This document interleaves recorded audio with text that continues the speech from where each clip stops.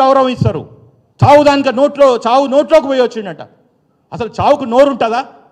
I'm asking as intellectual, a practising advocate, చావుకు నోరు ఉంటుందా? వాట్ నాన్ సెన్స్ వీళ్ళు మాట్లాడేది. అడిగేవాడు లేడని చెప్పి ఆ రోజు ఎవడు నాలాంటి వాడు మాట్లాడితే ఇంకెవడు మాట్లాడితే నువ్వు ఆంధ్ర తొత్తువి, తెలంగాణ ద్రోవి అన్నారు. ఇవాళ మీరెవరు? మీరు ఆ కుటుంబాన్ని దగ్గరికి పోలేదు, కిమ్స్ దగ్గరికి పోలేదు. పైపెచ్చు ఆయనకు ఒక నేషనల్ అవార్డు వచ్చిందని చెప్పి కేటీఆర్ ట్వీట్ పెడతాడు.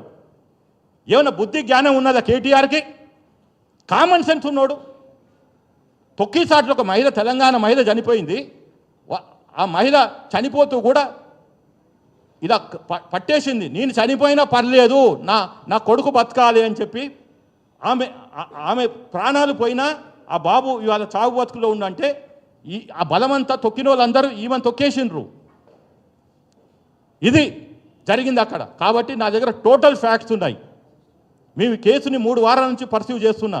ఇవాళ వీళ్ళు రాజకీయాలు తెలంగాణలో చేస్తామంటే కుదరదు. హరీష్ రావు చెప్తాడు ఏమని, మీరు అల్లు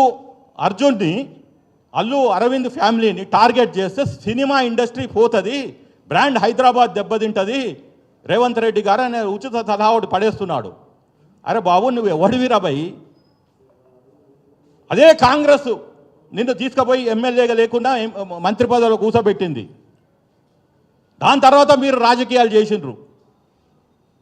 నువ్వు ఆ రోజు అగ్గిపెట్టె లేకుండానేమో కిరోసిన్ పోసుకొని అక్కడ మా బిడ్డ, నల్గొండ బిడ్డ, బీసీ బిడ్డ శ్రీకాంతాచారిని నువ్వు పొట్టన పెట్టుకున్నావు. ఆ రోజు గుర్తు రాలేదా నీకు? ఈ అగ్గిపెట్టె డ్రామా ఆడినాడు. అరే బ్రాండ్ హైదరాబాదు, బ్రాండ్ తెలంగాణ మళ్ళీ అంతర్జాతీయంగా పోతుందని సిద్దిపేటలో నువ్వు డ్రామా ఆడతావు. ఇవాళ ఒక మహిళ చనిపోయింది, ఆయనని స్టేట్ ప్రాసిక్యూట్ చేస్తుంది అంటేనేమో వద్దో చెయ్యొద్దో.